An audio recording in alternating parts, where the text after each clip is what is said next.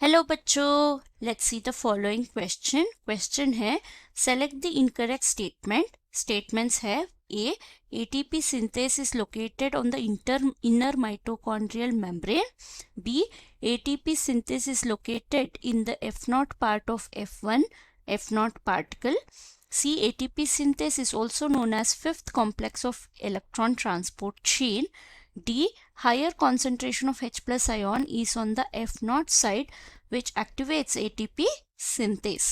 So इस question का की कॉन्सेप्ट क्या है? की कॉन्सेप्ट है हमारा जो ATP सिंथेस एंजाइम के बारे में।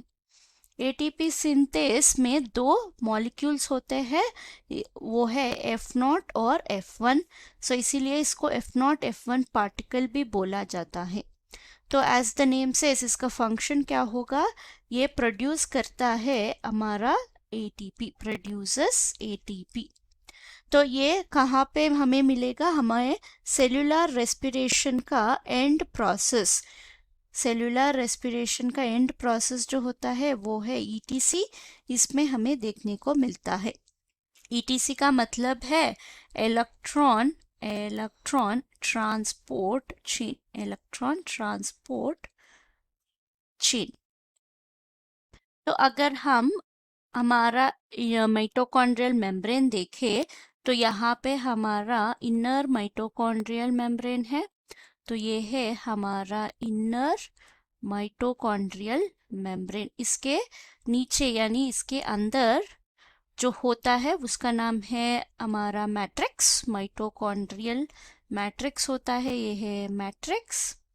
और आउटसाइड जो है ये है इंटर मेम्ब्रेन स्पेस, यानी दो मेम्ब्रेन के बीच में जो स्पेस होता है इंटर मेम्ब्रेन स्पेस बोला जाता है। और इसके ऊपर यानी इस स्पेस के ऊपर हमारा आउटर मेम्ब्रेन होता है, ये है हमारा outer membrane of mitochondria, outer membrane. हमारा जो ईटीसी का कॉम्प्लेक्सेस है, enzyme complex inner mitochondrial membrane के ऊपर होता है। ये है कॉम्प्लेक्स 1, यहाँ पे होगा कॉम्प्लेक्स 2, कॉम्प्लेक्स 3 और कॉम्प्लेक्स 4 और लास्ट में आएगा हमारा मेन एंजाइम एटीपी सिंथेस। तो हमारा सेलुलर रेस्पिरेशन का एंड प्रोडक्ट जो होता है NADH, वो हमारा कॉम्प्लेक्स 1 में क्या होता है? NAD प्लस बन जाता है।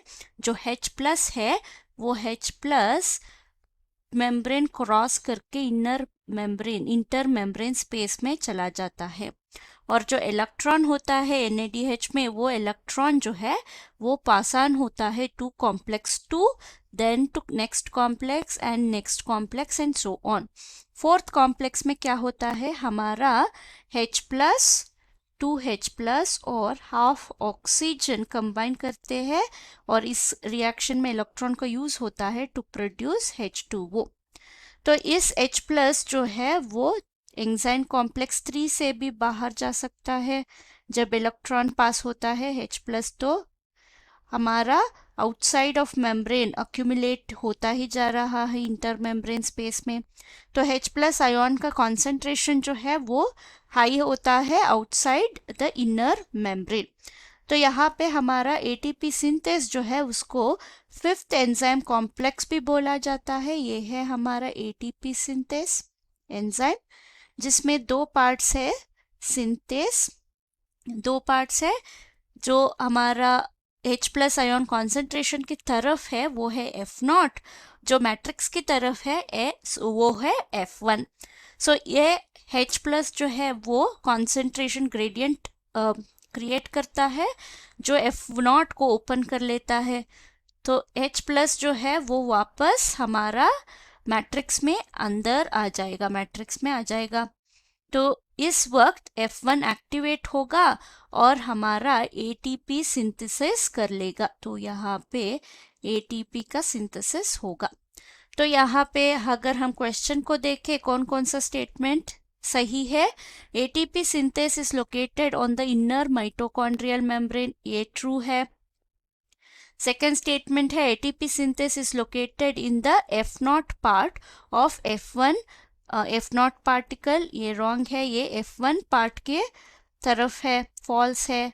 थर्ड स्टेटमेंट है ATP synthase is also known as fifth complex of electron transport chain, ये ट्रू है। लास्ट है higher concentration of H plus is on the F0 side which activates the ATP synthase, ये भी true है। तो इसमें से इनकरेक्ट स्टेटमेंट है option B. Hope you have understood the concept. Thank you and all the best.